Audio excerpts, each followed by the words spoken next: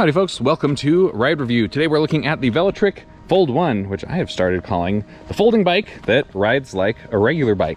If you watch my other reviews, then you know that I am not a huge fan of folding bikes because I don't need the space savings, and typically for a folding bike you have to sacrifice, some of the ride performance, some of the stability of the frame. Velotric has managed to make a folding bike that you get the advantages of having it folding, but it's still remarkably strong and sturdy. 440-pound weight capacity on this bike, which for a folding bike, especially a folding bike with a step-through frame, is truly impressive. And the standover height on these is very low too, like quite a bit lower than even for a step-through folding frame. Very easy to step on and off. And the frame still feels rock solid stable even when you are zipping along at up to 28 miles per hour. This ships as a Class 2 electric bike, as you can see from the sticker on here, but you can unlock the speed up to 28 miles per hour. That is for pedal assist only, of course. And then there's extra stickers in the box, so if you do that, you really should slap the Class 3 sticker on there just to make sure that it is, legally labeled and all of that. But the throttle, when you have it unlocked like that, the throttle does still cut off at 20 miles per hour, which is part of just the legal requirements for e-bikes. Even a Class 3 that can go 28, the throttle still needs to cut off at 20, at least over here in the United States. Okay, so let's talk about this bike. There's a lot of good stuff going on here. I love the rack on this. I mean, the utility of this bike, top notch. This is a frame integrated rack, so if you look at the rack here, it is just part of the frame. So look at this, 120-pound weight limit for the rear rack. Also incredible. Typical bike racks are right around 50-55 pounds weight limit. You get over double that on the back here. You could slap a basket up on the front. We got the bosses on the side here, so you could haul even more cargo. And with a total load capacity of 440 pounds, that's a lot of cargo that you could put on here. And you could even do a little bit of light trail riding on here if you wanted to. The tires are pretty knobby, which I was honestly kind of surprised of, because to me this is better fit for city, right? I mean, you do have a suspension fork, but this is not a whole lot of travel. It's about 40 millimeters of travel. You can adjust the preload, lock it out if you need to. And the tires have it's a 20 by 3-inch tire, so you've got some decent air capacity in there, but they're only 20 inches in diameter. A smaller wheel has less of a attack angle. When you're rolling over obstacles in the road, right? A small wheel is going to hit that bump a lot harder than a big wheel that can roll over it much more easily. And so for that reason, I would keep the off-road adventuring to a minimum on this bike, but it can do it. It's truly a versatile machine. And speaking just purely in terms of aesthetics, very nice visual design on the bike here. They do have some different color options that you can choose from, but I quite like this. Just a nice sort of a vibrant royal blue. Very good management of the cables. Almost everything is very cleanly integrated. Nice wraps on the cables up front to keep them managed. With a folding bike, you have to have this extra cabling up here so that you can adjust the stem.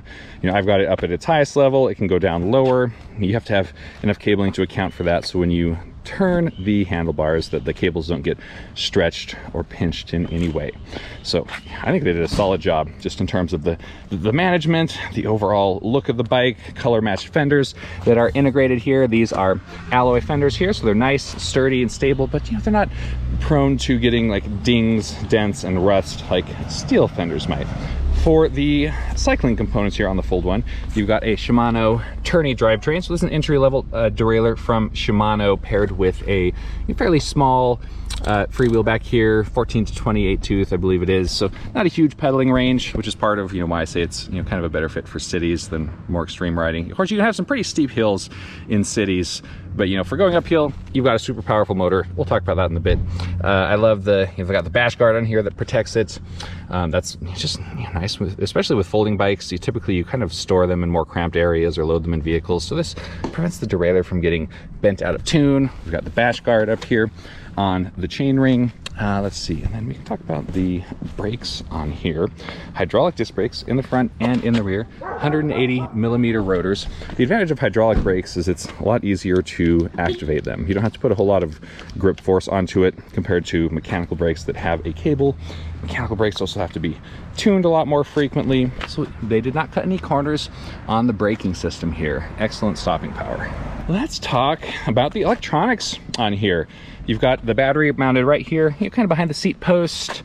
I think it's about 605 or 615 watt hours, UL certified. Something that's good to note about the electronics on here, there's two different levels of UL certification. There's one for the battery, which this has. There's one for the entire e-bike system, which this also has. And the frame is even, you know, certified for its load-bearing amount. So Velotric really goes above and beyond with actually getting the appropriate certifications and making their stuff just as safe as possible. Now, the battery is pushing this hub motor back here, 750 watts, and when you have it in a smaller diameter wheel like this, the motor gets more of a mechanical advantage. So this thing feels pretty darn zippy. You know, hit this thing really, it can get you up to that 28 mile per hour speed pedaling, no problem, and it's a lot of fun to use just on the throttle.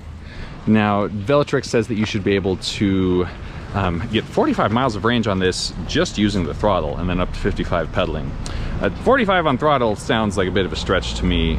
Maybe, you know, it depends on, you know, how aggressive you're being with it, but 55 pedaling or even beyond that, I have no trouble believing that. I mean, it's a reasonably hefty battery for the size of the bike and for the weight on the bike here. I mean, it weighs right around 60 pounds. So, I mean, not an ultralight folder by any means. There are some folders out there, fat tire ones, that are even heavier than that. So this is, I would say, kind of, you know, middle of the range. It's pretty easy to, you know, load it into a vehicle or something like that while it is folded. And speaking of the bike, while folded, here it is, all folded up. Now they do include a Velcro strap thing for securing it while it's folded. Helps it from, keep it from, you know, swinging out and coming unfolded. But this is not really a bike that you can roll around while it's folded. You know, it does still kind of move a bit, and it sits mostly on the back wheel. So you can roll it forward like this, and that's, you know, that's not too bad. But you can't roll it backwards, because then, you know, the pedals are going to get all locked up with each other. But still, you can, you know, move it around without having to actually lift it up and carry it. So you could conceivably, you know, roll this onto the subway or something with you. But, you know, to me, it's really more for, you know, saving space in the garage, being able to fit it into a small vehicle. Not really like a ultralight or ultra portable. But considering how just strong and sturdy the bike is, that you can get it down, you know, this compact, then you could even, you know, take off the saddle for even less of a footprint, and then you can also, you know, remove the battery. That's going to shave off 7 or 8 pounds to make it a little bit lighter and a little bit easier to lift. We're going to run through the display control system on here. Something to note about the Fold 1 here is that it doesn't have some of the more advanced features some of Velotric's other bikes do, like the Discover 2, for example. You know, has the newer color display. You can pair it with the smartphone app. There's all kinds of customization things you can do in there, updating the firmware, Apple Find My compatibility. On the Fold here, it is a little bit more basic, which, you know, pros and cons. I like it because it's more intuitive, easier to use. The screen is easier to see in any daylight. You know, let's go ahead and power that up. But, you know, if you do want the more, like, advanced stuff, then then you'd have to look at one of their other bikes. Anyways, why? Okay, I think it thought the brake was activated still for some reason. Okay, so nice backlit LCD screen, super easy to see, any daylight, you know, direct sunlight, wearing polarized sunglasses, no problem. Speed in the center, battery meter at the top, power setting down at the bottom. You can short press the power button here to, you know, go through, see your trip timer, your averages, the time it's been on, etc. And if you want to, you know, there's a little bit of stuff you can customize for the bike. You can hold down plus and minus. You can change your units. I don't know what this one's for. Change your light, I don't know, intensity. Is that for the display? It is, yeah. So your display backlight intensity. That's pretty much it. And there's a separate menu to get into to unlock the speed. To do that, you have to turn the bike off, hold down power and plus for about 20 seconds, then you get into the speed unlock menu. I've already unlocked this one to 28, so we'll be able to try it out to its full potential. But that's pretty much it. Super easy to use display. Oh, lights. Here, we can show that. So you hold down the plus to turn on your lights.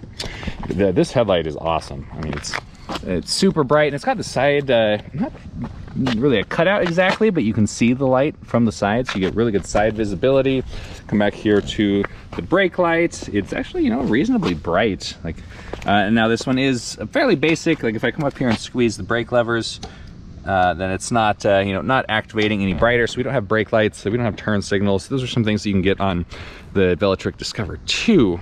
But like I said, this one is a little bit more basic, but it still has everything you need to, really get the job done. And I think it has pretty good side visibility anyway from, the color.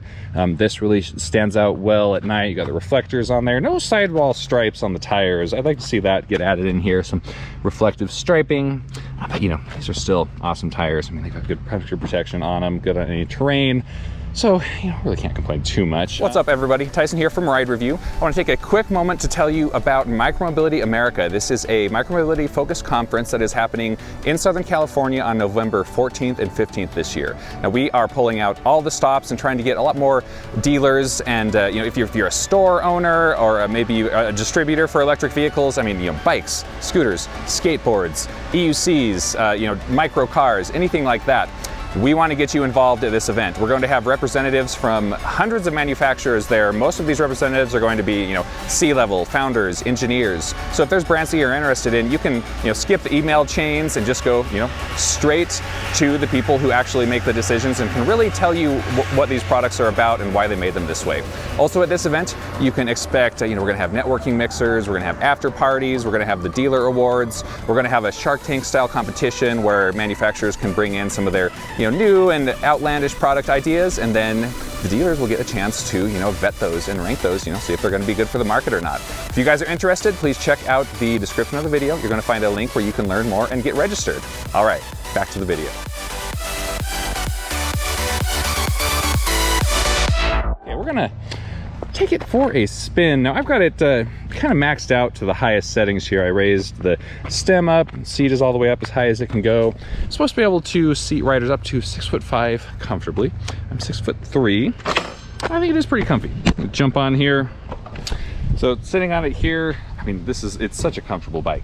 Nice upright seating position here. You can see I can't extend my legs fully, but I've never ridden a folding bike where I could do that. This is miles more comfortable than most of them are. So we're gonna just jump in here and take it for a cruise. We're gonna do pedal assist first. I know this is a cadence pedal assist sensor, which means it's just measuring revolutions of me cycling the pedals around to activate the pedal assist. And then it's just a flat level, based on this number here. And this can go all the way from 1 all the way up to 5. But it's not dynamically responsive like a torque sensor. It's not measuring how much pressure I'm putting onto the pedals. Some people like this one better because you can get full power without having to push hard on the pedals, so it can be better if you're using it for commuting. Don't want to show up all sweaty. But on the flip side, it's not as responsive as a torque sensor. So if you really value the traditional bicycle feel, you might want to look for something with a torque sensor. I recommend test riding one just to see what you think. We are doing pedal assist, so let's put it down into level 1, start pedaling. Now, even if I'm just gonna barely move my feet, and I'm not actually really putting pressure on the pedals at all or even activating the drivetrain, but the bike is starting to accelerate, that's the cadence sensor. It's just measuring whether or not I'm pedaling. But level 1 here, we're cruising along pretty good. We're up here at 13, 14 miles an hour. Now you notice the power meter went away on here. The assist levels are linked to speed. So, level 1's gonna cut off right around 13. It's like if I slow down here and start pedaling, then see you got the power meter right there, giving a little bit of power. And once we get up to about 13 miles per hour, that goes away. Now, if I bump up the assist level further, we'll go into level 2, we get more power and we can go a little bit faster, 15, 16 miles per hour before it starts to cut out. And then 3 is gonna get us even higher speed, cutting out at around 20 miles per hour. So a lot of manufacturers do this where they kind of link the levels to a speed, and it pairs fairly well with a cadence-based system like this, so that if you set it to level 3, you're not going to go over 20. But if you want to go faster, then you do have to use the display controls to bump it up or to slow it down. So a little bit more fiddling with the display if you're riding at a lot of varied speeds than you might get on a bike that has like a torque sensor that's a little more dynamic. But again, that's just kind of the nature of the cadence-based system. And then having, knowing what those different speed cutoffs are can be kind of nice. That way, if you're, riding with people that are only going at around 12 to 13 miles per hour, which is a pretty standard speed for just a regular bicycle, you can put in level 1, ride with your, normal bicycle friends and not be leaving them in the dust. Cadence sensors do come with a little bit of a delay to them. So I want to demo that for you real quick. So we're gonna put it all the way up in level 5, which is the highest level. And then you can watch me pedaling and hear when the motor kicks in and then when it stops relative to my feet actually moving. So here we go. Slow off start, there we go.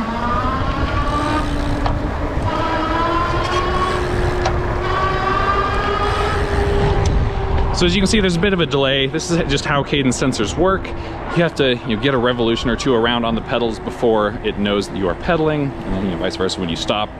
Just a little half-second delay. Really pretty minor, and honestly, this is less of a delay than on some other cadence ones I've done. So I think it is tuned up pretty well. Something I want to talk about just for the ride of this thing before we get into testing the throttle is just the ride comfort. So nice upright seating position here, right? But the best part is the stability. I mean, look at this.